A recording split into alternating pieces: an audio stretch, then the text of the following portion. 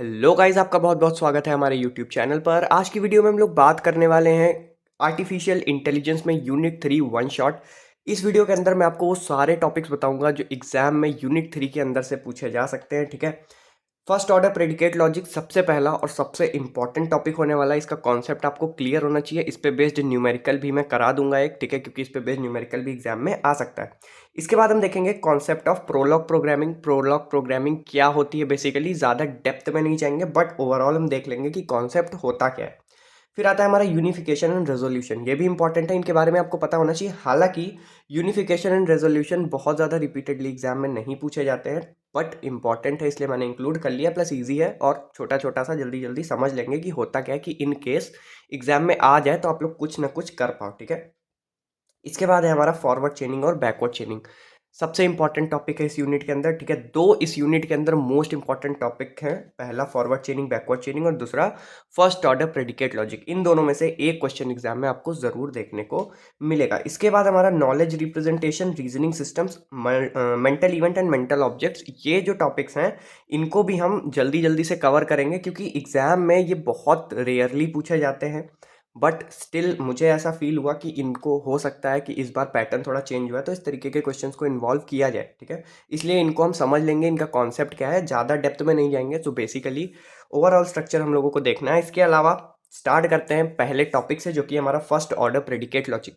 अब स्टार्ट करने से पहले एक चीज़ बता दूं, फर्स्ट ऑर्डर प्रेडिकेट लॉजिक में मैक्सिमम चीज़ें आप लोग को पता है। आप लोग डीएसटीएल क्लियर करके आए हो, ठीक है, और अगर नहीं भी हुई है तो मतलब डीएसटीएल से ही काफ़ी ज़्यादा लिंक्स हैं इसके अंदर। ठीक है, और प्रेडिकेट लॉजिक समझना कंपैरेटिवली काफ़ी इजी है। सबसे पहले अगर बात करें, it is a powerful mathematical tool used to express relationship और compute the relationship and fact about any object और लॉजिक।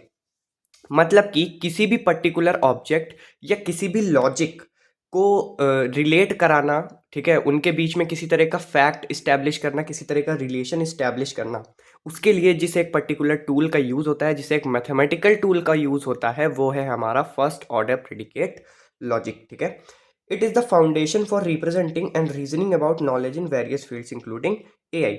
बेसिकली अगर हम एआई की बात करें, एआई के अलावा भी कई सारी फील्ड्स में हमारा प्रेडिकेट लॉजिक यूज़ होता है, बट एआई की फील्ड में बेसिक जो फाउंडेशन होती है रिप्रेजेंटेशन की, रीजनिंग की, ठीक है, नॉलेज रिप्रेजेंटेशन, नॉलेज रीजनिंग, इन सब चीज़ों की जो बेसिक फाउंडेशन होती है वो हमारी प्रेडिकेट लॉजिक से ही मिलती है हमको। ठीक है, यानी कि एआई का बेसिक फाउंडेशन जो है वो हमारा प्रेडिकेट लॉजिक ही है एक तरीके से।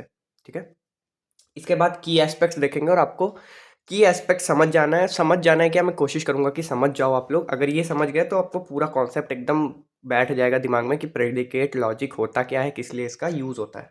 तो सबसे पहला हमारा जो की एस्पेक्ट है वो है हमारा सिंटेक्स। सिंटेक्स क्या है, देखो सिंटेक्स, अब यहाँ पे प्रोग्रामिंग तो चल नहीं रही है कि सिंटेक्स आपको पर्टिकुलर डिफाइन कर देना है, नहीं। सिंटेक्स का सिंपल सा मतलब है जिनकी वजह से, ठीक है, जिनकी हेल्प से हमारा प्रेडिकेट लॉजिक वर्क करता है, वो ही हमारे सिंटेक्स होते हैं। सिंटेक्स में दो चीज़ें इंक्लूड होती हैं, पहला टर्म्स और दूसरे प्रेडिकेट्स। ठीक है, टर्म्स क्या होते हैं, टर्म्स हमारे ऑब्जेक्ट्स या फिर इंडिविजुअल्स होते हैं।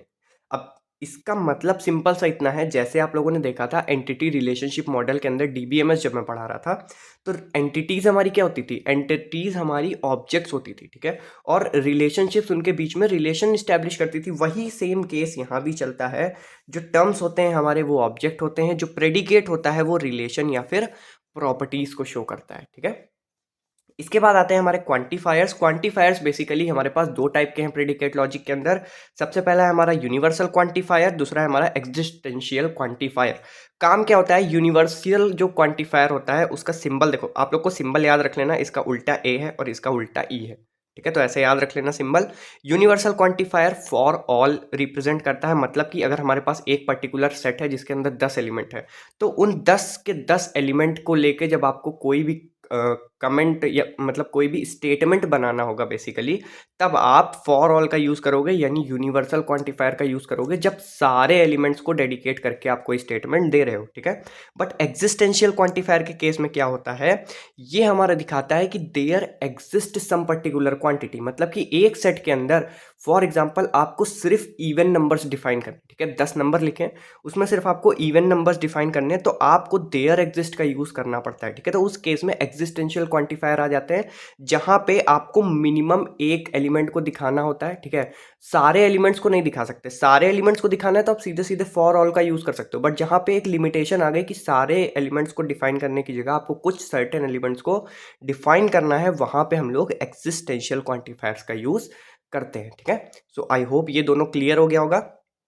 इसके बाद आते हैं हमारे कनेक्टिव्स। कनेक्टिव्स बेसिकली जिस तरीके से एंड और नॉट का हम लोगों ने यूज़ किया था, ठीक है, आप लोगों ने डीएसटीएल पढ़ा होगा, तो इनका तो बेसिक यूटिलाइजेशन है उसमें, आप लोगों ने किया भी होगा, आप लोगों ने ट्रुथ टेबल वगैरह पढ़ी है, ठीक है, काफ़ी चीज़ें आप लोग ऑलरेडी करके आए हो।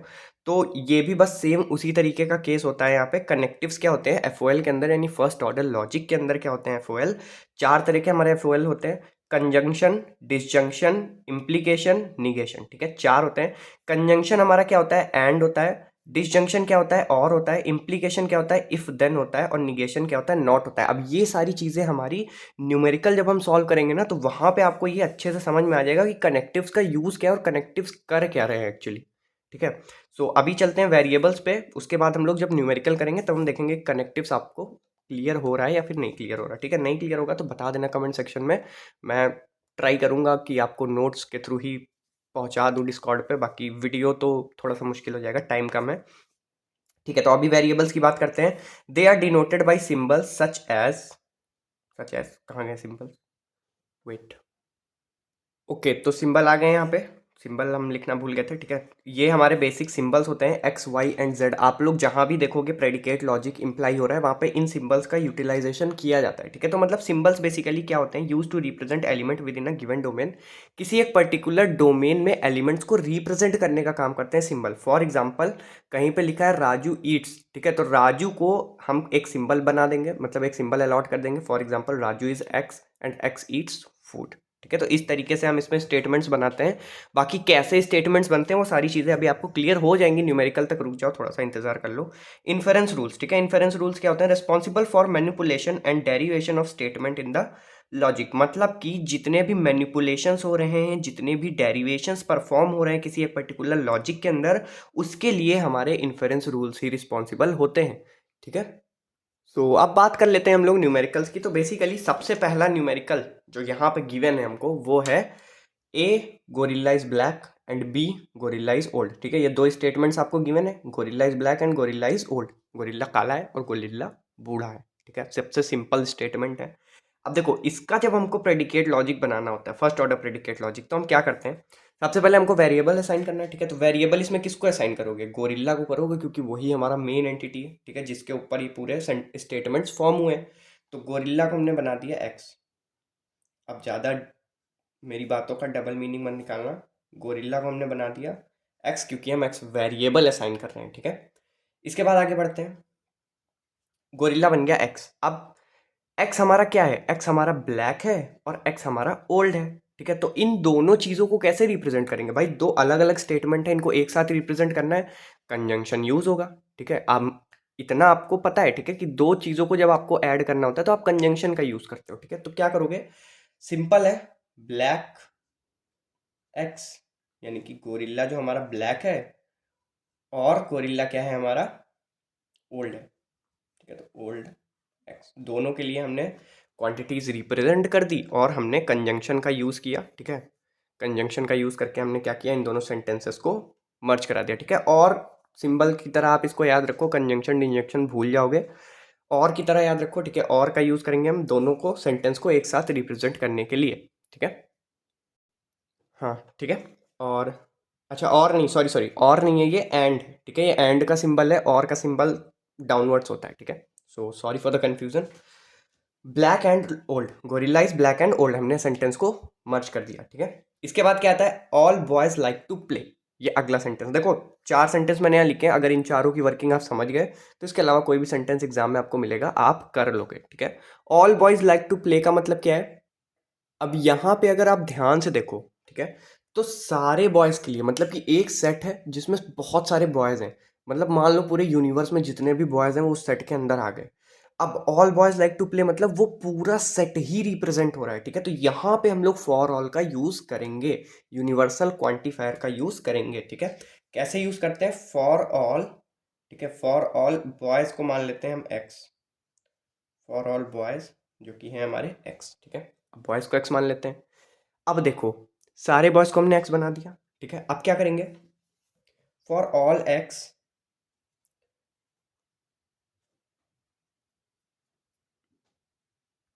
बॉयज़ क्या कर रहे हैं, लाइक कर रहे हैं, क्रिकेट खेलना इनको पसंद है, सॉरी क्रिकेट खेलना बता रहा हूँ, बॉयज़ क्या है, इनको गेम खेलना पसंद है। तो क्या होगा, सिंपल सा लॉजिक है यहाँ पे, लाइक, ठीक है, like X comma play, simple, ठीक।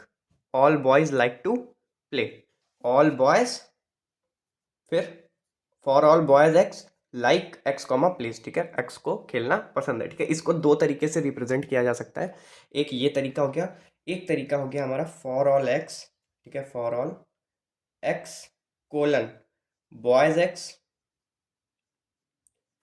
लाइक एक्स कॉमा प्ले, ठीक है। तो ये दो सेंटेंसेस हैं, इन दोनों में से एक तरीके से रिप्रेजेंट किया जाता है, बट आप ट्राई करना एग्जाम में, आप इस तरीके से रिप्रेजेंट करो क्योंकि ये ज़्यादा स्टैंडर्ड माना जाता है, ठीक है। इसके बाद सम बॉयज़ लाइक चेस, ठीक है, तो हम लोग इसी तरीके से कर लेते हैं। अब यहाँ पे देखो सम बॉयज़, ठीक है, यहाँ पे ऑल बॉयज़ था तो हमने फॉर ऑल का यूज़ किया था, सिंपल लॉजिक है। यहाँ पे सम बॉयज़ है तो हम लोग एग्जिस्टेंशियल क्वांटिफायर का यूज़ करेंगे, हमको एक पर्टिकुलर नंबर ऑफ बॉयज़ को मतलब एक पर्टिकुलर सेट ऑफ एलिमेंट को रिप्रेजेंट करना है, पूरे सेट को तो रिप्रेजेंट करना नहीं है। तो क्या करेंगे, सॉरी ये क्या था हमारा, देयर एग्जिस्ट, ठीक है, there exist some boys x, ठीक है, some boys x where boys x like chess, simple, इससे इजी कुछ हो ही नहीं सकता, एक्स कॉमा चेस, खत्म, इतना सा स्टेटमेंट था, ठीक है। तो इजी चीज़ें हैं, बस आपको थोड़े से स्टेटमेंट प्रैक्टिस करने पड़ेंगे। अब मैंने तो यहाँ 4 करा दिए, बट यहाँ रुकना मत, देख लेना खुद से, ज़्यादा नहीं तो एटलीस्ट 5 स्टेटमेंट खुद से आप लोग ट्राई कर लेना, ठीक है, क्रोम वगैरह कर लेना, वहाँ पे आपको क्वेश्चंस मिल जाएंगे।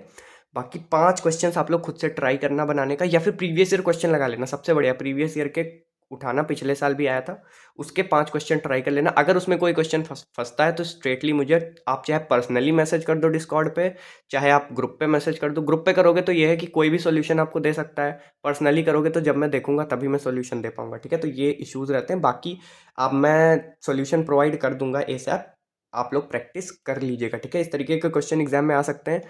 हाँ, बात यह है कि जिस तरीके का पैटर्न इस बार एग्जाम्स में दिखा है, मुझे इतना कॉन्फिडेंशियली मैं नहीं कह सकता कि इस बार आपको न्यूमेरिकल दिखेगा, हो सकता है थ्योरी बेस्ड ही पेपर है पूरा, बट स्टिल ये न्यूमेरिकल आने के चांसेस हैं, इसलिए इस न्यूमेरिकल की प्रैक्टिस कर लेना। इसके अलावा एक क्रिस्प बेस्ड एल्गोरिथम पे एक न्यूमेरिकल है, ठीक है, वो यूनिट 2 का न्यूमेरिकल है, उसको मैंने कराया नहीं था वीडियो के अंदर, उसके लिए मैं डेडिकेटेड वीडियो बना दूंगा क्योंकि वो थोड़ा सा कंफ्यूजिंग कॉन्सेप्ट है, प्लस वो बहुत इंपॉर्टेंट कॉन्सेप्ट है, ठीक है। तो उसको मैं पढ़ा दूंगा, उसके लिए आप लोग परेशान मत होना। इसके अलावा अभी यहाँ पे बात करते हैं, लास्ट हमारा जो स्टेटमेंट है, every boy who bias car is smart, मतलब कि हर लड़का जो कार खरीद रहा है वो स्मार्ट है, ठीक है। ज़रूरी नहीं है वैसे, लेकिन हाँ सेंटेंस तो यही लिखा है, ठीक है, सेंटेंस कह भी यही रहा है। तो अब इसको कैसे रिप्रेजेंट करेंगे, देखो इसमें दो क्वांटिटीज आ गई, पहली एंटिटी हमारी आई है बॉय, दूसरी एंटिटी हमारी आई है कार, ठीक है, दो एंटिटीज आ गई इसके अंदर। अब यहाँ क्या होगा, एवरी बॉयज, ठीक है, फॉर ऑल एक्स, ठीक है, ये तो चलो मान लिया हमने, हर बॉय को हमने एक्स बना दिया, ठीक है। और बायस कार इज स्मार्ट, अब कार का कोई स्पेसिफिक डोमेन तो दिया नहीं, तो फॉर ऑल वाई भी हो जाएगा, ठीक है, फॉर ऑल वाई क्या हो जाएगा, बॉय, ठीक है, boy x comma car y. अब यहाँ पे हम डिफाइन भी तो करेंगे कि हमने एक्स और वाई किसको अलॉट किया है, ठीक है। तो बॉय को हमने एक्स बना दिया, कार को हमने वाई बना दिया, ठीक है। फिर ये क्या बताएगा, ये बताएगा कि if boy and car, boy is x and car is y, then buys x comma y, जो बॉय कार खरीद रहा है वो स्मार्ट है, ठीक है, ठीक है। हालांकि मैंने खरीदी नहीं है अभी तक और ना भी कोई प्लान है, तो बेसिकली छोड़ो वो सब बातें, फिलहाल कंसंट्रेट करते हैं इस पे। ये हमारा न्यूमेरिकल सॉल्व करने का पैटर्न होता है, इसके अंदर इसी तरीके के क्वेश्चन आपको दिखेंगे, आप जितने भी क्वेश्चन प्रैक्टिस करोगे इसी तरीके के क्वेश्चन आपको मिलेंगे, ठीक है। सो आई होप क्लियर हो गया होगा कॉन्सेप्ट आपको प्रेडिकेट लॉजिक का। प्रेडिकेट लॉजिक में इससे ज़्यादा एग्जाम में बहुत रेयर चांसेस है कि और कुछ पूछा जाएगा, सारा ही कुछ कवर करा दिया मैंने, बाकी इतना सफिशियंट है 10 नंबर के अंदर। अगर इन केस न्यूमेरिकल नहीं आता है, ठीक है, 10 नंबर में क्वेश्चन पूछा जाता है, तो एग्जाम्पल 2-3 आप खुद से बना के वहाँ पे दे आना, ठीक है। सो मार्क्स इंक्रीज हो जाएंगे। इसके बाद हम बात करेंगे कॉन्सेप्ट ऑफ प्रोलॉग प्रोग्रामिंग, कि प्रोलॉग प्रोग्रामिंग होती क्या है एक्चुअली, ठीक है। तो कुछ बेसिक क्राइटेरियाज होते हैं प्रोलॉग प्रोग्रामिंग के अंदर। सबसे पहले हम बात करते हैं ये होती क्या है। Prolog, programming in logic. Prolog जैसा कि इसका नाम है, इसका नाम ही इसी बेसिस पे है कि ये लॉजिक्स की प्रोग्रामिंग होती है, ठीक है। Is a declarative programming language designed for symbolic reasoning and manipulation. मतलब कि ये बेसिकली एक डिक्लेरेटिव प्रोग्रामिंग लैंग्वेज होती है जिसको सिंबलिक रीजनिंग या सिंबलिक मैनिपुलेशन के लिए यूज किया जाता है। मतलब सिंबल्स में मैनिपुलेशन कराने के लिए या फिर रीजनिंग परफॉर्म करने के लिए इसका यूज किया जाता है। यही एक सबसे बड़ा रीजन है कि एआई डेवलपमेंट में हम लोग प्रोलॉग प्रोग्रामिंग का यूज करते हैं, ठीक है। It is particularly well suited for tasks involving artificial intelligence, knowledge representation and rule-based system. ये जो हमारी प्रोग्रामिंग लैंग्वेज होती है ये सबसे बेटर होती है, सबसे बेहतरीन लैंग्वेज होती है आर्टिफिशियल इंटेलिजेंस के लिए, नॉलेज रिप्रेजेंटेशन के लिए और किसी भी रूल बेस्ड सिस्टम को डिज़ाइन करने के लिए, ठीक है। सो वही चीज़ मैंने अभी एक्सप्लेन भी की थी। प्रोलॉग प्रोग्रामिंग लैंग्वेज हमारा एआई का एक बहुत ही इंपॉर्टेंट लैंग्वेज है, ठीक है। इसके बारे में आपको पढ़ना पड़ेगा, मे बी नेक्स्ट सेमेस्टर है या फिर शायद 4th ईयर में, बट इसके बारे में आपको प्रॉपरली पढ़ना होगा। प्रोलॉग प्रोग्रामिंग आपको सीखनी पड़ेगी अगर आप एआई फील्ड में आगे वर्क करना चाहते हो तो, ठीक है। आगे बढ़ते हैं की एस्पेक्ट ऑफ प्रोलॉग प्रोग्रामिंग। अब प्रोलॉग प्रोग्रामिंग के कुछ की एस्पेक्ट्स देख लेते हैं। सबसे पहला आता है डिक्लेरेटिव नेचर। ये इसका नेचर बहुत ज़्यादा डिक्लेरेटिव होता है। मतलब कि it is a declarative language focuses on what needs to achieve rather than how to achieve it. ये किस पे फोकस करती है? डिक्लेरेटिव इसीलिए है ये क्योंकि इसका मेन फोकस होता है कि किसी चीज़ को, मतलब किस चीज़ को अचीव करना है, ठीक है। इसको उससे मतलब नहीं होता कि हमें कैसे अचीव करना है। मतलब सिंपल सा फंडा है, इसको पता होना चाहिए कि गोल क्या है, गोल तक पहुंचना कैसे ये पता हो या फिर ना पता हो, ठीक है। तो इस चीज़ को डिफाइन करता है हमारा प्रोलॉग प्रोग्रामिंग में डिक्लेरेटिव नेचर है। Programs in Prolog consist of a set of rules and facts that define relationship and condition. जो भी प्रोलॉग के प्रोग्राम्स होते हैं, ठीक है, वो प्रोग्राम्स बेसिकली वो प्रोग्राम्स कुछ ऐसे रूल्स होते हैं, कुछ ऐसे रूल्स को या फिर आप कह सकते हो डिफाइन करते हैं, ठीक है, जो कि रिलेशनशिप या कंडीशन को बताते हैं किन्हीं भी गिवन लॉजिक्स के अंदर, ठीक है। इसके बाद बात करेंगे rules and facts. Programming language के अंदर, सॉरी, प्रोलॉग प्रोग्रामिंग के अंदर कुछ रूल्स और फैक्ट्स होते हैं। रूल्स जैसे कि logical condition expressed as if then statement. Rule इसका क्या है कि जितने भी लॉजिकल कंडीशंस हैं उनको इफ देन स्टेटमेंट के साथ रिप्रेजेंट किया जाए। Example, ancestor x comma y if then if ancestor x comma y then parent x comma y. मतलब कि अगर एक्स हमारा एंसिस्टर है वाई का, ठीक है, तो वो क्या इंप्लाई करेगा कि जो पेरेंट है हमारा वो एक्स होगा वाई का, ठीक है। अब सीधी सी बात है, अगर एक्स एंसिस्टर है वाई का तो मतलब एक्स पेरेंट भी हो सकता है वाई का, ठीक है। तो इफ दिस देन दिस, ये इफ देन कंडीशंस को डिफाइन करने का काम करते हैं, या इसी कंडीशन पे बेस्ड हमारी लॉजिकल कंडीशंस बनती हैं, एक्सप्रेस होती हैं रूल्स एंड फैक्ट्स के अंदर प्रोलॉग प्रोग्रामिंग में, ठीक है। इसके बाद फैक्ट्स की बात करें तो basic statement about relationship in the form of rules. अब देखो सेम वही चीज़ है। अब जैसे रूल्स है हमारा, रूल्स हमको क्या कर रहा है, किन्हीं भी दो फैक्ट्स के बारे में, दो फैक्ट्स के बीच में रिलेशनशिप दिखा रहा है। अब ये जो दो फैक्ट हैं इनको अगर आप इंडिविजुअली लिख लो तो यही हमारा फैक्ट होता है, ठीक है। तो बेसिक स्टेटमेंट जो होता है वो हमारा फैक्ट होता है। रिलेशनशिप के जो बेसिक स्टेटमेंट्स होते हैं वो फैक्ट होते हैं, और रिलेशनशिप इस्टेब्लिश होने के बाद या फिर रिलेशनशिप इस्टेब्लिश करने के क्राइटेरिया को क्या कहते हैं, रूल कहते हैं, ठीक है। समझ आ गया रूल्स एंड फैक्ट्स। इसके बाद predicate and queries. Predicate define relationship between entities. Predicate क्या करते हैं, सिंपली रिलेशनशिप को डिफाइन करते हैं एंटिटीज के बीच में। ईच रूल और fact in Prolog is a predicate. हर एक रूल और फैक्ट प्रेडिकेट के फॉर्म में ही होता है हमारा प्रोलॉग प्रोग्रामिंग के अंदर, ठीक है। आगे बढ़ते हैं। क्वेरीज के बारे में हम लोगों ने ऑलरेडी एसक्यूएल में पढ़ रखा है। क्वेरीज किस लिए यूज होती हैं, it is use to ask question और रिट्रीव इन्फॉर्मेशन। ये बेसिकली क्वेश्चन पूछने के लिए या फिर इन्फॉर्मेशन रिट्रीव करने के लिए यूज़ की जाती हैं, इन्फॉर्मेशन एक्सट्रैक्ट करने के लिए यूज़ की जाती हैं, ठीक है। इसके बाद आता है हमारा बैक ट्रैकिंग। प्रोलॉग प्रोग्रामिंग हमें बैक ट्रैकिंग की फैसिलिटी भी देता है। मतलब कि Prolog uses a backtracking mechanism to explore alternative solutions.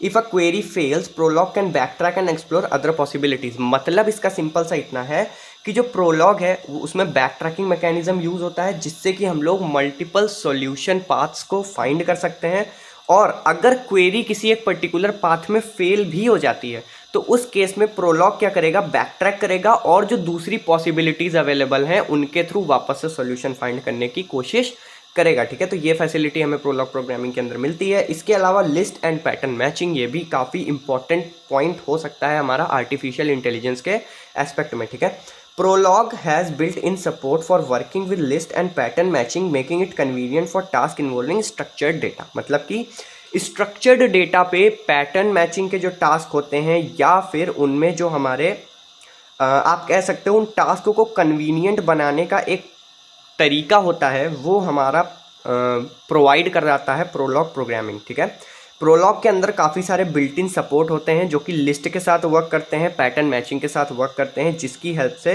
ज़्यादा कन्वीनियंटली हम किसी भी स्ट्रक्चर्ड डेटा की एनालिसिस कर सकते हैं। ठीक है, सो आई होप प्रोलॉग का कॉन्सेप्ट आपको क्लियर हो गया होगा। ठीक है, इसके बाद हम बात करेंगे unification and resolution in knowledge representation. देखो छोटे छोटे टॉपिक्स हैं, इंपॉर्टेंट टॉपिक्स हैं, समझ लेते हैं फटाफट से कि होता क्या है। Unification, it is the fundamental concept in knowledge representation specially in a logic based system like Prolog. मतलब कि यूनिफिकेशन बेसिकली हमारा प्रोलॉग के अंदर अगर हम बात करें तो ये एक फंडामेंटल कॉन्सेप्ट है जो कि एक लॉजिक बेस्ड सिस्टम होता है। ठीक है, it is a process of making two different logical atomic expression identical by finding substitution. ये किसी भी दो अलग अलग एंटिटीज़ को, ठीक है, दो अलग अलग लॉजिक्स को आप कह सकते हो कि एक एटॉमिक एक्सप्रेशन यानी एक सिंगल एक्सप्रेशन में कन्वर्ट करता है उनका सब्स्टिट्यूशन ढूंढ के। ठीक है, अब समझो होता क्या है। देखो सब्स्टिट्यूशन क्या है, वेरिएबल क्या है, ये सब चीज़ें अभी यहाँ पे क्लियर हो जाएंगी। बस यहाँ पे सेंटेंस थोड़ा सा पढ़ लो, एक बार फिर से पढ़ते हैं। ठीक है, it is the process of making two different logical atomic expression identical by finding substitution. देखो दो लॉजिकल एक्सप्रेशंस हैं, ठीक है, उन दो लॉजिकल एक्सप्रेशंस को आइडेंटिकल बना देगा। ठीक है, आइडेंटिकल मतलब ये लॉजिकल एक्सप्रेशन इसकी तरह दिखेगा जैसे मेरे दोनों हाथ आइडेंटिकल हैं। ठीक है, तो इसी तरीके से दो एक्सप्रेशंस को आइडेंटिकल बना देगा उनके बीच सब्स्टिट्यूशन ढूंढ के। ठीक है, सब्स्टिट्यूशन क्या होता है वो अभी मैं आगे बताऊंगा। Take two literals as input and make them identical using substitution, वही सेम चीज़ है। ठीक है, बस लिखने का तरीका चेंज हो गया है। ठीक है, दो लिटरल लेगा इनपुट की तरीके से, उनको आइडेंटिकल बना देगा सब्स्टिट्यूशन की हेल्प से। ठीक है, variables, these are placeholders for unknown values and can be unified with constant और other variables। ये बेसिकली प्लेस होल्डर्स होते हैं। प्लेस होल्डर्स का मतलब पता है, देखो एम्प्टी स्पेस जिसके अंदर किसी भी वैल्यू को फिल करा जा सकता है, फीड करा जा सकता है, स्टोर करा जा सकता है। ठीक है, वेरिएबल्स का मतलब आपको पता है, उसको वेरिएबल की डेफिनेशन हर जगह सेम ही होती है। ठीक है, जहाँ भी आप AI CS कुछ भी पढ़ो, वेरिएबल मतलब एक ऐसा स्टोरेज स्पेस जिसके अंदर किसी एक पर्टिकुलर वैल्यू को स्टोर किया जा सकता है किसी भी एक डोमेन से रिलेटेड। ठीक है, सब्स्टिट्यूशन क्या होता है, unification result in a substitution of variable with values और other variable creating more specific expression. Unification हमारा वर्क करता है सब्स्टिट्यूशन कराने में। ठीक है, जो चीज़ अभी आप लोग यहाँ इतनी देर से पढ़ रहे हो सब्स्टिट्यूशन परफॉर्म कराने में, वेरिएबल्स के बीच में ये सब्स्टिट्यूशंस परफॉर्म होते हैं। ठीक है, जिससे कि ज़्यादा स्पेसिफिक एक्सप्रेशंस प्रोवाइड किए जा सकें। ठीक है, एग्जाम्पल देखो, if we have x is equals to y, for example ये दो वेरिएबल हैं, एक वेरिएबल है x, एक वेरिएबल है y। हमारे पास ये दो वेरिएबल्स हैं and y is equals to 3। अब x इक्वल y हमने एक जगह पे लिख दिया। ठीक है, एक जगह पे हमने रूल में डिफाइन किया कि y की वैल्यू क्या है, 3 है। तो unifying this statement lead to the substitution x is equals to 3। अब अगर इन दोनों स्टेटमेंट्स को कंपेयर करा के आप देखो, ठीक है, सिस्टम के अंदर नहीं जाते हैं, प्रोग्रामिंग के अंदर नहीं जाते हैं, जो आंखों से दिख रहा है उस पर विश्वास करो। ठीक है, इन दोनों स्टेटमेंट्स को कंपेयर कराओ, x equal y and y is equals to 3। इसका सिंपल सा इसमें मैथमेटिकल कैलकुलेशन ही नहीं कोई यार, इसका सिंपल सा आंसर ही ये हुआ कि भाई x की वैल्यू भी 3 होगी। सिंपल है। तो यही चीज़ होती है हमारी सब्स्टिट्यूशन यूनिफिकेशन के अंदर। ठीक है, आई होप क्लियर हो गया यूनिफिकेशन। ठीक है, ज़्यादा मुश्किल नहीं है, थोड़ा सा पढ़ लेना एक बारी, नोट्स में दे दूंगा, अभी नहीं दूंगा, यूनिट 5 जब कंप्लीट हो जाएगी उसके बाद मैं नोट्स प्रोवाइड कर दूंगा। उसके पीछे रीज़न ये है कि यार मैं नोट्स दे देता हूँ टाइम से पहले, तो होता ये कि मैं फिर स्क्रॉल कर रहा हूँ किसी चैनल पे, मेरे नोट्स टहल रहे हैं, तो वो चीज़ मुझे नहीं चाहिए। मैं एग्ज़ाम के पहले रिवीजन के टाइम आपको नोट्स प्रोवाइड करा दूंगा। ठीक है, और प्लीज़ ये सब मत करो यार, मुझे बार बार कॉपीराइट देना नहीं अच्छा लगता है। अगर आपको सच में कुछ करना है ना तो आप अपने नोट्स प्रिपेयर करो ना यार, क्यों किसी और की मेहनत का फ़ायदा उठाना चाहते हो हैं। ठीक है, आगे बढ़ते हैं, रिजोल्यूशन की बात करते हैं। रिजोल्यूशन क्या होता है? It is a fundamental inference rule used in propositional and predicate logic to derive new logical statement from existing ones. मतलब कि रिजोल्यूशन का सिंपल सा काम ये होता है कि ये हमारे इन्फेरेंस रूल्स को यूज़ करते हैं, जो कि प्रपोजिशनल लॉजिक और प्रेडिकेट लॉजिक दोनों में जो इन्फेरेंस रूल्स दिए रहते हैं उनको यूज़ करते हैं, और उनको यूज़ करके लॉजिकल स्टेटमेंट्स बिल्ड करते हैं नए, जो उनके पास प्रीवियस लॉजिकल स्टेटमेंट है उनको यूटिलाइज करके। ठीक है, फॉर एग्जांपल हमारे पास ए है तो हम ए को यूटिलाइज करके बी स्टेटमेंट को जनरेट करेंगे कुछ पर्टिकुलर इन्फेरेंस रूल्स का यूज़ करके, जो कि हमारे प्रपोजिशनल और प्रेडिकेट लॉजिक में ऑलरेडी गिवन होते हैं। ठीक है, समझ आ गया रेजोल्यूशन का कॉन्सेप्ट क्या होता है बेसिकली, बाकी हम लोग डिटेल में डिस्कस कर लेते हैं। It is commonly employed in automated reasoning systems including those used in AI. मतलब कि ये हमारा कॉमनली ऑटोमेटेड रीजनिंग सिस्टम के अंदर यूज़ होता है। रेजोल्यूशन का यूज़ अगर सबसे ज़्यादा एआई की फील्ड में कहीं पे होता है तो वो ऑटोमेटेड रीजनिंग सिस्टम्स के अंदर होता है। ठीक है, और एआई में काफ़ी सारे यूजेस हैं, रेजोल्यूशन की बहुत जगह यूज़ होते हैं। ठीक है, डिसीजन मेकिंग में भी रेजोल्यूशन का यूज़ होता है। अब इसके कुछ की एस्पेक्ट्स हैं जो इंपॉर्टेंट फीचर्स हैं हमारे, आप कह सकते हो रेजोल्यूशन के अंदर। सबसे पहला होता है गोल। ठीक है, गोल क्या है? The main goal of the resolution is to prove the validity of a logical formula और to derive new statement based on the existing one. मतलब कि रेजोल्यूशन का जो मेन गोल होता है या तो वो लॉजिकल फॉर्मूला यानी लॉजिकल स्टेटमेंट्स जो भी प्रोवाइडेड है उनकी वैलिडिटी को प्रूव करता है, या फिर नए स्टेटमेंट को डिराइव करता है उन एग्जिस्टिंग स्टेटमेंट्स की हेल्प से। ठीक है, सेकेंडली है हमारा formulation. Resolution is used in the context of clause. Resolution हमारा क्लॉज के कंटेक्स्ट में यूज होता है, मतलब कि आइदर वेरिएबल और देयर निगेशन, या तो वेरिएबल्स होंगे या तो उनका निगेशन होगा। ठीक है, रेजोल्यूशन अभी मैं बेसिकली समझा देता हूँ आपको कि होता क्या है। Resolution rule it states that if two clauses share complementary literal, मतलब कि कोई दो क्लॉज गिवन है, क्लॉज से सिंपल सा मतलब है दो लिटरल्स हमको गिवन है। ठीक है, दो स्टेटमेंट्स हमको गिवन है। ठीक है, उन दो स्टेटमेंट्स में complementary literals one positive and one negative, उनमें एक निगेशन के साथ गिवन है और एक विदाउट निगेशन गिवन है। तो उस केस में then a resolvent can be obtained by eliminating these literals. तो मतलब कि जो पॉजिटिव और नेगेटिव वाला पार्ट है ना, उनको एलिमिनेट करके जो फाइनल रिजल्ट हमको मिलेगा वो ही हमारा रिजॉल्वेंट होगा। यानी कि रेजोल्यूशन क्या कर रहा है यहाँ पे? रेजोल्यूशन ये कर रहा है कि जो दो क्लॉसेज उसको मिल रहे हैं, जो दो लॉजिकल बेसिक स्टेटमेंट्स उसको मिल रहे हैं, उनमें वो फंक्शंस परफॉर्म करा रहा है और उन फंक्शंस के बेसिस पे वो उनको रिड्यूस करके एक सिंगल स्टेटमेंट में कन्वर्ट कर रहा है। देखो एग्जांपल से समझो, ये एकदम अच्छे से अभी क्लियर हो जाएगा। ठीक है, क्लॉजेस क्या होते हैं? C1 P V Q। मान लो ये हमारे तीन क्लॉजेस हमको गिवन है। ठीक है, तीन रैंडम एटॉमिक स्टेटमेंट्स हमको गिवन है। एक है हमारा P और Q, C2 है हमारा निगेशन P और R, C3 है हमारा निगेशन Q और R। ठीक है, तो अब इतना तो बेसिक आपको मतलब समझ में आ गया। ठीक है, resolve C1 and C2 on P के केस में हम C1 और C2 को रिजॉल्व करते हैं। तो P यहाँ पे P पूरा आपको नॉन निगेशन गिवन है, यहाँ पे आपको निगेशन गिवन है, यहाँ पॉजिटिव है निगेशन है। तो जब इनको आप मर्ज करोगे तो ये P और ये आप माइनस P की तरह कंसीडर करो अगर, तो P माइनस P हो जाएंगे कैंसिल, आपको मिलेगा क्या? Q और R। ठीक है, Q और R मिलेगा, तो Q और R हमको मिल गया। अब देखो रिजॉल्व Q और R and C3 on Q। अब Q और R लेना है और ये C3 वाला स्टेटमेंट। ठीक है, इनको मैं हटा देता हूँ। ये C3 का स्टेटमेंट और Q और R इन दोनों में चेक करो तो Q और Q का निगेशन। ठीक है, तो इनको हम रिमूव कर सकते हैं। ठीक है, रिजोल्यूशन क्या करता है? इनको रिमूव कराएगा और जो फाइनल हमको स्टेटमेंट मिलेगा इन दोनों को रिमूव, मतलब इन दोनों को रिमूव कराने पे निगेशन Q और Q को, वो हमारा रिजल्ट होगा। तो R बचेगा खाली, क्योंकि R और R क्या होता है? R हो जाएगा। ये तो आइडेम्पोटेंस लॉ है ना हमारा, R और R क्या हो जाएगा?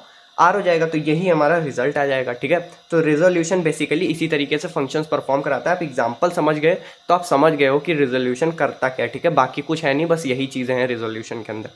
इसके बाद सबसे इम्पॉर्टेंट टॉपिक है हमारा फॉरवर्ड चेनिंग और बैकवर्ड चेनिंग। कोई भी कन्फ्यूज़न नहीं रहनी चाहिए, इसको तो मैं एकदम अच्छे से आपको समझा दूंगा, बिल्कुल चिंता फ्री होकर बैठो। ठीक है, it starts with fact, start with goals. Forward चेनिंग simple सा मतलब है आपको आगे से, मतलब कि कहाँ से स्टार्ट करना है? नीचे से स्टार्ट करना है, फॉरवर्ड डायरेक्शन में जाना है। ठीक है, नीचे से स्टार्ट करोगे फॉरवर्ड डायरेक्शन में जाओगे। बैकवर्ड चेनिंग में क्या होता है? आप ऊपर हो और आपको डाउनवर्ड डायरेक्शन में आना है। ठीक है, तो यानी कि गोल से स्टार्ट करेगा और नीचे तक आएगा, ये नीचे से स्टार्ट करेगा और गोल तक जाएगा। ठीक है, increment from fact to reach goal, वही चीज़ मैंने बताया, फैक्ट से स्टार्ट करेगा, सबसे पहले फैक्ट्स कलेक्ट करेगा, उनके बेसिस पे सब गोल्स क्रिएट करेगा, फिर उन सब गोल्स के बेसिस पे गोल को क्रिएट करेगा, ठीक है। तो इस तरीके से नीचे से step by step, level by level चढ़ता जाएगा हमारा फॉरवर्ड चेनिंग मेथड में। बैकवर्ड चेनिंग मेथड में यही चीज़ डिक्रीमेंट होती है, मतलब कि गोल से डिक्रीमेंट होके आएगा सब गोल्स पे, फिर वहाँ से डिक्रीमेंट होके आएगा आपके फैक्ट्स पे, उनको प्रूव करने के लिए, ठीक है। बेसिकली अगर मैं बात करूँ तो फॉरवर्ड चेनिंग का यूज़ होता है गोल को फाइंड करने के लिए, बैकवर्ड चेनिंग का यूज़ होता है हमारा गोल की हेल्प से उस जो फैक्ट के बेसिस पे वो गोल तक पहुँचे हैं ना। अब जैसे फॉरवर्ड चेनिंग में नीचे से स्टार्ट किया, गोल तक गए, अब गोल पे आ गए, अब हमको पता नहीं है कि गोल से फैक्ट से, जिनके फैक्ट के बेसिस पे यहाँ तक आए, क्या वो फैक्ट सही हैं, क्या वो फैक्ट गलत हैं, तो उसको प्रूव करने के लिए हम लोग बैकवर्ड चेनिंग का यूज़ करते हैं, ठीक है। सिंपल सा लॉजिक है। ये हमारी डेटा ड्रिवन होती है, मतलब कि डाउन से अप अप्रोच होती है। ये गोल ड्रिवन होती है, यानी टॉप से डाउन अप्रोच होती है। Conclusion is derived on the behalf of facts, facts के बेसिस पे यहाँ पे कंक्लूजन डेराइव किया जाता है, ठीक है। जो भी फैक्ट होंगे उनको कलेक्ट करते हुए उनके बेसिस पे हम फाइनल गोल तक पहुंचेंगे। और यहाँ पे क्या होता है, goal is breaked into sub goals to prove fact true. Goal को सब गोल्स में ब्रेक किया जाता है, उसके बाद सब गोल्स से हम लोग फैक्ट पे जाते हैं, फैक्ट को प्रूव करते हैं ट्रू, ठीक है। तो फैक्ट्स को ही ट्रू प्रूव करने के लिए एक्चुअली ये पूरा गेम होता है हमारा बैकवर्ड चेनिंग के अंदर। Efficient with large data and unknown goals, मतलब कि जो हमारा फॉरवर्ड चेनिंग होता है ये लार्ज डेटा सेट पे या अननोन गोल्स वाले सेट्स पे, डेटा सेट्स पे ये परफॉर्म कर सकता है। Efficient when the goal is known, backward चेनिंग का सबसे ज़्यादा एफिशिएंट होती है जब हमारा नोन हो, ठीक है, कि गोल हमको पता है कि ये हमारा गोल है, तो हम वहाँ से फैक्ट्स इजीली प्रूव कर सकते हैं। अगर हमें गोल ही नहीं पता तो फैक्ट्स प्रूव कैसे करेंगे, ठीक है। सिंपल सा लॉजिक ये है। Relies on data availability, forward chaining में जितना ज़्यादा डेटा अवेलेबल होगा उतना ज़्यादा बेटर परफॉर्मेंस होगी। ये performs on the strategic reasoning, ये बेसिकली रीजनिंग के बेसिस पे परफॉर्म करता है। इट में explore unnecessary branches, forward chaining में अननेसेसरी ब्रांचेस भी एक्सप्लोर करी जा सकती हैं, ठीक है। बट यहाँ पे हमारा कंपैरेटिवली मोर डायरेक्टेड, ये हमारा डायरेक्टेड होता है। क्यों? क्योंकि गोल तक पहुँचे हैं, गोल से नीचे आना है, ठीक है। तो हमको रास्ता पता है, अगर हम पीक पे पहुँच गए तो पीक से नीचे आने का रास्ता सिंपल है, बट नीचे से वापस से पीक पे जाने का रास्ता थोड़ा सा अनसर्टेन होता है। हम लोग मल्टीपल डाइवर्जन्स ले सकते हैं, तो उस केस में अननेसेसरी ब्रांचेस यहाँ पे क्रिएट हो जाती हैं, या फिर अननेसेसरी ब्रांचेस को एक्सप्लोरेशन करना पड़ता है, ठीक है। इसके बाद आता है हमारा used in rule based system with incremental data. Basic usages की बात करें तो इंक्रीमेंटल डेटा के अंदर हमारा फॉरवर्ड चेनिंग का यूटिलाइजेशन होता है, जबकि बैकवर्ड चेनिंग के अंदर हमारा एक्सपर्ट सिस्टम्स के अंदर बैकवर्ड चेनिंग यूज़ होती है। बेसिकली जो क्वेरी ड्राइवन टास्क होते हैं उनके अंदर बैकवर्ड चेनिंग का यूज़ होता है। इसके बाद हमारा it discovers conclusion during the process. Forward चेनिंग conclusion आपका प्रोसेस के टाइम पे ही डिस्कवर कर देगा, ठीक है। मतलब कि फॉर एग्जाम्पल हमने डाउन टू ऐप अप्रोच करना है, ठीक है, हमने डाउन से स्टार्ट किया और हम गोल तक पहुंचे, ठीक है।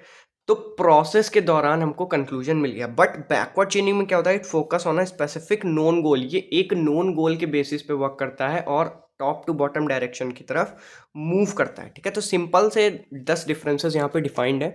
एग्जाम में 10 नंबर में क्वेश्चन आता है तो आप सिंपली ये 10 स्टेप्स डिफरेंस बता सकते हो। इसके अलावा इंडिविजुअल क्वेश्चन है तो आप इसके 10 पॉइंट्स, इसके 10 पॉइंट्स एक्सप्लेन कर दो, इतना इनफ है, 10 नंबर आपको आराम से मिल जाएंगे। इसके बाद अगले टॉपिक की तरफ चलते हैं। इसके बाद आता है हमारा knowledge representation. This concept in AI focus on how knowledge about the world can be structured, stored and manipulated in computational system. मतलब कि ये एआई का एक ऐसा कॉन्सेप्ट है हमारा जो किस पे बेस्ड होता है कि किस तरीके से नॉलेज का रिप्रेजेंटेशन हो रहा है, बेसिकली कि किस तरीके से नॉलेज का स्ट्रक्चराइजेशन है, किस तरीके से उसका स्टोरेज है, और किस तरीके से नॉलेज में आप कह सकते हो मैनिपुलेशन या कंप्यूटेशन परफॉर्म किया जा रहा है सिस्टम के अंदर, ठीक है। इसके बाद आता है की aspects of knowledge representation. Knowledge representation की बेसिक डेफिनेशन ये है और इसके कुछ की एस्पेक्ट्स हैं, इनको आप एज अ की एस्पेक्ट यूज़ कर सकते हो, फीचर्स यूज़ कर सकते हो, टाइप्स की तरह यूज़ कर सकते हो। जो भी क्वेश्चन आता है नॉलेज रिप्रेजेंटेशन के ऊपर, उनके अंदर आप इन सबको डिफाइन कर सकते हो, ठीक है। सबसे पहला है हमारा लॉजिकल डिक्लेरेटिव रिप्रेजेंटेशन। लॉजिकल या फिर डिक्लेरेटिव रिप्रेजेंटेशन, इसका मतलब क्या होता है, utilizes formal logic to represent knowledge through symbols, predicates and logical relationship. ये हमारा फॉर्मल लॉजिक को यूटिलाइज करता है, ठीक है। जो भी हमारे फॉर्मल लॉजिक्स हैं उनका यूटिलाइजेशन होता है यहाँ पे। रिप्रेजेंट नॉलेज थ्रू सिंबल्स, यहाँ पे सिंबल्स, प्रेडिकेट्स और लॉजिकल रिलेशनशिप्स के बेसिस पे क्या होता है, नॉलेज रिप्रेजेंटेशन होता है, ठीक है। तो जो भी डिक्लेरेटिव रिप्रेजेंटेशन के अंदर सिंपल सा फॉर्मेट है, ठीक है, लॉजिकल या डिक्लेरेटिव रिप्रेजेंटेशन के अंदर जो भी रिप्रेजेंटेशन हो रही है, ठीक है, जो भी रिप्रेजेंटेशन हो रही है, जो भी लॉजिकल रिलेशनशिप्स दिखाई जा रही हैं, वो सारी हमारी सिंबल्स और प्रेडिकेट्स के हेल्प से कराई जाती हैं, ठीक है। अगला आता है हमारा semantic network, represent knowledge as interconnected node and edges providing a hierarchical organization. अब देखो, इसका अगर मैं सिंपल सा एग्जांपल बताऊं, तो फर्स्ट ऑर्डर प्रेडिकेट लॉजिक, ठीक है, जो अभी हम लोग पढ़ रहे थे, वो हमारा लॉजिकल रिप्रेजेंटेशन का पार्ट है, ठीक है। सिमेंटिक नेटवर्क्स में हमारे आते हैं गूगल मैप्स वगैरह, ये यूज़ करते हैं काफ़ी ज़्यादा semantic network based knowledge representation का। Represent knowledge and interconnected node and edges providing a hierarchical organization. Simple सी बात है, ये ग्राफ्स के फॉर्मेट में होते हैं, ठीक है, ग्राफ्स या फिर ट्रीज के फॉर्मेट में हायरार्किकल रिलेशनशिप को शो करते हैं, ठीक है, और ये इंटरकनेक्टेड नोड्स या एजेस की हेल्प से रिप्रेजेंट करते हैं नॉलेज को, ठीक है। Rule based system represent knowledge using rules that define conditions and actions, facilitating reasoning and decision making। Basically ये रीजनिंग और डिसीजन मेकिंग में इनका यूज होता है। ये रूल बेस्ड सिस्टम इसलिए होते हैं क्योंकि ये नॉलेज को रूल्स के बेसिस पे रिप्रेजेंट करते हैं, ठीक है। अगर इनका मैं एग्जांपल बताऊं आपको, एक एमएल के अंदर इसका काफ़ी ज़्यादा यूज़ होता है। इसके अलावा प्रोबेबिलिस्टिक रिप्रेजेंटेशन, प्रोबेबिलिस्टिक मतलब जहाँ पे प्रोबेबिलिटी के बेसिस पे काम हो रहा है, deals with uncertainty and probability to model relationship between variables and events. Basically इसका भी यूज़ हमारा एमएल के अंदर काफ़ी ज़्यादा होता है, एनएलपी के अंदर भी इसका यूज़ होता है, ठीक है, बट एमएल के अंदर ज़्यादा होता है क्योंकि वहाँ पे अप्रोक्सीमेशंस के बेसिस पे काफ़ी सारी चीज़ें करनी होती हैं, ठीक है। ये हमारा अनसर्टेनिटी और प्रोबेबिलिटी से डील करता है, मतलब प्रोबेबिलिटी के बेसिस पे अप्रॉक्सीमेट रिजल्ट्स निकाल के देता है, रिलेशनशिप्स को मॉडल करता है, ठीक है, वेरिएबल और इवेंट्स के बीच में। इसके बाद न्यूरल नेटवर्क रिप्रेजेंटेशन, ये सबसे ज़्यादा इंपॉर्टेंट आप कह सकते हो इसको, बट कंपैरेटिवली इंपॉर्टेंट सब हैं, ये भी इंपॉर्टेंट है। Represent knowledge using neurons and distributed patterns of activation. अब ये चीज़ें हमने सॉफ्ट कंप्यूटिंग के अंदर पढ़ी थी, ठीक है, क्या पढ़ा था कि न्यूरॉन्स के बेसिस पे हम लोग क्या करते हैं, पैटर्न्स को और ऑर्गेनाइज करते हैं, एक्टिवेशन फंक्शंस का वहाँ पे यूज़ हम लोगों ने देखा था। तो ये सारी चीज़ें उसी का कॉन्सेप्ट है एक तरीके से, ठीक है। Enabling learning and pattern recognition, जो हमको क्या फाइनली हेल्प कर रहा था, पैटर्न्स को रिकॉग्नाइज करने में, लर्निंग को इन्हेंस करने में, ठीक है। तो बेसिकली न्यूरल नेटवर्क रिप्रेजेंटेशन हमारा इसी तरीके की नॉलेज को रिप्रेजेंट करने के लिए यूज़ होता है। तो आई होप नॉलेज रिप्रेजेंटेशन में इतना सफिशियंट होगा। देखो, इस पे बेस्ड क्वेश्चन तो वैसे काफ़ी मुश्किल एग्जाम में पूछा जाना, बट अगर पूछा जाता है तो आप ये सारी चीज़ें मेंशन कर सकते हो। इसके बाद अगला टॉपिक है हमारा रीजनिंग सिस्टम, ठीक है। रीजनिंग सिस्टम्स क्या होते हैं? It plays a vital role in AI, enabling machine to draw logical inferences, make decision and solve problem. मतलब कि एआई के अंदर एक वाइटल रोल प्ले करता है हमारा reasoning system, to draw logical inferences, मतलब लॉजिकल इन्फरेंस ड्रॉ करने के लिए, साथ ही साथ ड्रॉ मतलब ड्रॉ वाला ड्रॉ नहीं, ड्रॉ मतलब लॉजिकल इन्फरेंस को क्रिएट करने के लिए या उनको इम्प्लीमेंट करने के लिए, make decision and solve problem, किसी भी तरह के डिसीजंस को क्रिएट करने के लिए, प्रॉब्लम्स को सॉल्व करने के लिए, ठीक है। की एस्पेक्ट की बात करें इसके अंदर, तो इसके अंदर सबसे पहले आता है हमारा डिडक्टिव रीजनिंग। डिडक्टिव रीजनिंग हमारी basically top to down approach होती है, एक तरीके से बैकवर्ड चेनिंग की तरह ये भी होती है। स्टार्ट विद जनरल प्रिंसिपल्स और rules and derive specific conclusion based on them. ये जनरल प्रिंसिपल से स्टार्ट होती है, जो भी प्रिंसिपल्स या जो भी रूल्स क्राइटेरियाज हमको डिफाइंड होते हैं उनसे स्टार्ट होता है, और फिर एक स्पेसिफिक कंक्लूजन तक पहुंचता है उन्हीं के बेसिस पे, ठीक है। तो ये डिडक्टिव रीजनिंग के अंदर आता है। इंडक्टिव रीजनिंग होती है हमारी बॉटम टू अप अप्रोच, ठीक है। इसके अंदर क्या होता है? It makes generalization based on specific observation, मतलब कि यहाँ पे जो भी जनरलाइजेशन बनते हैं वो ऑब्जर्वेशंस के बेसिस पे होते हैं, ठीक है। ML uses inductive reasoning to learn pattern and make prediction. ML में बहुत ज़्यादा यूज होता है इंडक्टिव रीजनिंग का, प्रिडिक्शंस को बनाने के लिए, पैटर्न्स को लर्न करने के लिए, ठीक है। इसके बाद आता है हमारा मेटा रीजनिंग, ठीक है। मेटा रीजनिंग क्या होता है? It refers to the ability to reason about the strategies and approaches used in the reasoning process. मतलब कि ये हमारा मेटा रीजनिंग बेसिकली रीज़न करता है कि जो भी स्ट्रैटेजीज, जो भी आपकी अप्रोचेज यूज़ हो रही हैं रीजनिंग प्रोसेस कराने के लिए, ठीक है, उन अप्रोचेज या उन स्ट्रैटेजीज को ही रीज़न करने का काम करता है मेटा रीजनिंग, ठीक है। मतलब कि एक तरीके से प्रोसेसेस या फिर क्राइटेरियाज को ही डिफाइन करने का काम कौन कर रहा है यहाँ पे? मेटा रीजनिंग, ठीक है। In a reasoning system, choice of reasoning method is dependent on the nature of the problem, the available information and the desired outcomes in any AI application, मतलब कि जो भी हमारे रीजनिंग सिस्टम्स होते हैं, multiple reasoning systems होते हैं, ठीक है। रीजनिंग सिस्टम के अंदर जो भी हमारी चॉइस होती है, ठीक है, कि किस एक पर्टिकुलर मेथड के थ्रू हमें रीजनिंग परफॉर्म करानी है, वो डिपेंड किस पे करती है, वो हमारी अवेलेबल इंफॉर्मेशन पे डिपेंड करती है, प्रॉब्लम के नेचर पे डिपेंड करती है कि प्रॉब्लम में किस तरीके की अप्रोच ज़्यादा ऑप्टिमल सॉल्यूशंस प्रोवाइड करेगी, हमारे पास क्या अवेलेबल इंफॉर्मेशन है, and the desired outcome in any, मतलब और हमको क्या आउटकम चाहिए, ठीक है। उन इन सारे सिनारियोज के बेसिस पे ये डिसाइड होता है, ये चूज होता है कि कौन सी रीजनिंग अप्रोच हमारी काम करेगी एक पर्टिकुलर रीजनिंग सिस्टम के अंदर, ठीक है। तो ये हमारा रीजनिंग सिस्टम हो गया। आई होप आपको समझ आ गया होगा कि रीजनिंग सिस्टम क्या होता है, बेसिक चीज़ें कॉन्सेप्ट समझ में आ जाए, बाकी डिटेल एग्जाम में आप लोग कर लोगे, ठीक है। इसके बाद आता है हमारे मेंटल इवेंट और मेंटल ऑब्जेक्ट। ये एक तरीके से इंपॉर्टेंट कह सकते हैं इसको, क्योंकि एग्जाम में अभी तक तो खैर इसको नहीं पूछा गया है, बट इंपॉर्टेंट टॉपिक है, एग्जाम में पूछा जा सकता है, तो फटाफट से देख लेते हैं। छोटा सा ही टॉपिक है। Mental event operate on mental object. Mental event होते क्या है, ये मेंटल ऑब्जेक्ट्स के ऊपर ही ऑपरेशंस परफॉर्म करते हैं या फिर उनको यूटिलाइज करते हैं कंप्यूटेशन परफॉर्म करने के लिए, ठीक है। In ML training of data set involve a dynamic manipulation of data mental objects to learn pattern and make predictions mental events, ठीक है। देखो सिंपल सा लॉजिक है, एमएल के अंदर जो भी डेटा सेट की ट्रेनिंग्स होती हैं, ठीक है, उनके अंदर डायनेमिक मैनिपुलेशंस परफॉर्म किए जाते हैं। जिन पे डायनेमिक मैनिपुलेशन परफॉर्म हो रहे होते हैं, ठीक है, वो डेटा को हम क्या कहते हैं, मेंटल ऑब्जेक्ट्स, ठीक है, जिन पे डायनेमिक मैनिपुलेशन परफॉर्म हो रहे हैं। Learn to learn pattern and make prediction. अब किस कारण से हो रहे हैं, ताकि हम लोग मेंटल इवेंट्स को ट्रिगर कर सकें, मेंटल इवेंट्स के साथ वर्किंग कर सकें, उनको क्रिएट कर सकें, ठीक है। यानी पैटर्न्स और प्रिडिक्शन बनाने के लिए हम डेटा को मैनिपुलेट करते हैं, मतलब मेंटल इवेंट्स के लिए हम मेंटल ऑब्जेक्ट्स का यूज करते हैं, इनके ऑपरेशंस पे ही हमारा मेंटल इवेंट डिपेंडेंट होता है, ठीक है। मेंटल इवेंट्स अब होते क्या, देखो इन दोनों को अब इंडिविजुअली भी समझ लेते हैं कि दोनों क्या होते हैं। सो बेसिकली मेंटल इवेंट्स के अंदर this event involves these events involves the dynamic processing of information such as reasoning, learning, decision making and problem solving। मतलब कि ये हमारे इंफॉर्मेशन की डायनेमिक प्रोसेसिंग को रिप्रेजेंट करते हैं, जैसे कि हमारी रीजनिंग हो गई, लर्निंग हो गई, डिसीजन मेकिंग हो गई, प्रॉब्लम सॉल्विंग हो गई, ये सारे हमारे मेंटल इवेंट्स होते हैं, ठीक है, ये सारे हमारे मेंटल इवेंट्स होते हैं।